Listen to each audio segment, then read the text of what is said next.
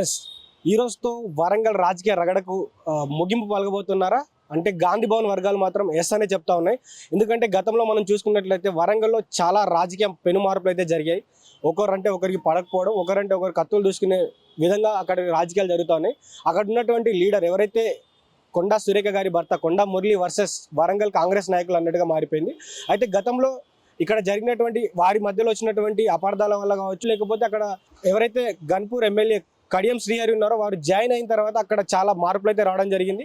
అక్కడ వర్గాలుగా విభజించబడ్డారు. ఎవరైతే నాయని రాజేందర్ రెడ్డి కావచ్చు, ఇటు వరంగల్ పశ్చిమ నియోజకవర్గం నుంచి, మరియు అటు గన్పూర్ నుంచి కడియం శ్రీహరి కావచ్చు, ఇటు పరకాల నుంచి రేవూరి ప్రకాష్ రెడ్డి కావచ్చు, వీరందరూ ఒక దగ్గర సమావేశమై అటు కొండా మురళి కావాలా, ఇటు మేము కావాలా అనే ఒక సంకేతాన్ని అయితే ప్రభుత్వానికి పంపించారు. ఎందుకంటే కొండా మురళి మా పైన అనుచిత వ్యాఖ్యలు చేస్తూ ఉన్నాడు, మమ్మల్ని బెదిరిస్తూ ఉన్నాడని కూడా వారు గతంలో చెప్పడం జరిగింది. ఏదైతే మొన్న కొండా మురళి గారిని వివరణ ఇవ్వాలని కూడా వారు కోరడం జరిగింది. సో కొండా మురళి భారీ ఎత్తున కార్యకర్తలతోటి గాంధీ భవన్కి వచ్చి మల్లు రవి గారికి దాదాపు ఒక 8 పేపర్ల నుంచి 10 పేపర్ల వరకు ఒక వివరణ అయితే ఇవ్వడం జరిగింది. సో దాని తర్వాత ఇక్కడ ఉన్నటువంటి నాయకులందరూ కూడా ఈ రోజు గాంధీ భవన్కి రావడం జరిగింది. ఎవరైతే అటు రేవూరి ప్రకాష్ రెడ్డి కావచ్చు, నాయని రాజేందర్ రెడ్డి కావచ్చు, మరియు గన్పూర్ ఎమ్మెల్యే కడియం శ్రీహరి, ఎమ్మెల్సీ బసవరాజు, వీళ్ళందరూ కూడా ఇక్కడికి రావడం జరిగింది. సో వారు కూడా ఈరోజు వారి యొక్క వివరణ ఇవ్వబోతా ఉన్నారు. గతంలో వారు చెప్పారు గాంధీ భవన్కి మేము కావాలా, లేకపోతే కొండా మురళి కావాలని కూడా వారు చెప్పడం జరిగింది. అయితే మనం గతంలో చూసుకున్నట్లయితే కొండా సురేఖ గారు చేసినటువంటి వ్యాఖ్యలు కావచ్చు, ఎవరైతే రేవూరి ప్రకాష్ రెడ్డి గారిని ఒక కాల్ రికార్డింగ్ కూడా బయటికి రావడం జరిగింది. మా పేరు వాడుకొని, మా బ్రాండ్ చూస్ చేసుకొని నువ్వు అక్కడ పరకాల్లో గెలిచావని కూడా వారు చెప్పడం జరిగింది. సో అలా అక్కడి నుంచి ఎవరైతే రేవూరి ప్రకాష్ రెడ్డి గారు వారికి యాంటీగా మారడం, అదేవిధంగా అక్కడ ఉన్నటువంటి నాయన్ రాజేందర్ రెడ్డి కావచ్చు, ఎవరైతే వీరు మన గన్పూర్ ఎమ్మెల్యే కడియం శ్రీహరి కావచ్చు, వీరంతా పొంగిలేటి అండ చూసుకొని కూడా మా పైన రెచ్చిపోతున్నారని కూడా గాంధీ భవన్కి వచ్చినటువంటి కొండా మురళి గారు చెప్పడం జరిగింది. సో అదేవిధంగా వీళ్ళు మాత్రం తను అనుచిత వ్యాఖ్యలు చేస్తున్నాడని చెప్పేసి వారిపై కంప్లైంట్ ఇవ్వడం జరిగింది ఏఐసిసికి, మరియు ఇక్కడ ఉన్నటువంటి గాంధీ భవన్ వర్గం టీపీసీసీకి వారు ఇవ్వడం జరిగింది.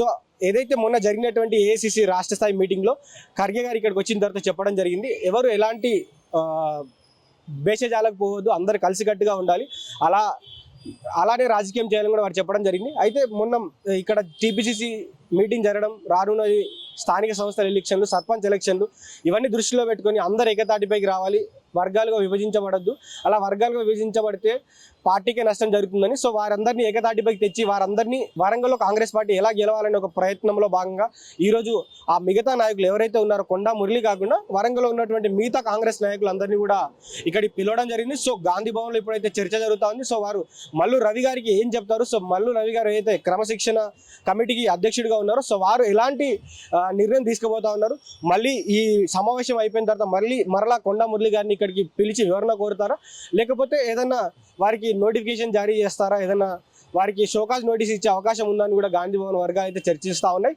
సో అదేవిధంగా మనం చూసుకున్నట్లయితే గతంలో కొండా మురళి గారు కొన్ని చర్చనీయాంశమైనటువంటి వ్యాఖ్యలు అయితే చేయడం జరిగింది. నేను గత ఎలక్షన్లో భూములు అమ్మేశాను, 70 కోట్లు పెట్టాను, నేను ఇంకా అమ్మడానికి నా ప్రాణాన్ని కూడా లెక్క చేయకుండా నా ఒంట్లో 3 బుల్లెట్లు ఉన్నాయి, నేను దేన్ని లెక్క చేయని కూడా వారు చెప్పడం జరిగింది. సో ఇవన్నీ వారు దృష్టిలో పెట్టుకొని ఇవన్నీ అంశాలు వారు పార్టీ ముందు ఎవరైతే క్రమశిక్షణ కమిటీ అధ్యక్షుడు మల్లు రవి గారు వారి ముందు పెట్టే అవకాశం ఉంది.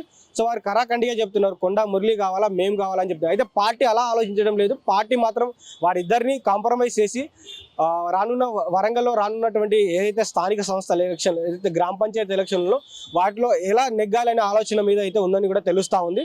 సో చూడాలి గాంధీ భవన్లో వెళ్ళినటువంటి నాయకులు ఎవరైతే ఇప్పుడు లోపల చర్చ అయితే నడుస్తూ ఉంది, సో వెళ్ళినటువంటి నాయకులు ఏం చెప్తారు, సో బయటికి వచ్చిన తర్వాత వారు ఏం చెప్తారు, మరియు అలాగే క్రమశిక్షణ కమిటీ అధ్యక్షులు ఎవరైతే ఉన్నారో మల్లు రవి గారు వారు మీడియాతో ఏం చెప్తారు, మరియు రానున్న రోజుల్లో మరి కొండా మురళి ఏదైతే బిహేవియర్ ఉందో అది మార్చుకోవాలని చెప్తారా, లేకపోతే అందరినీ కాంప్రమైజ్ చేస్తారా చూడాలి.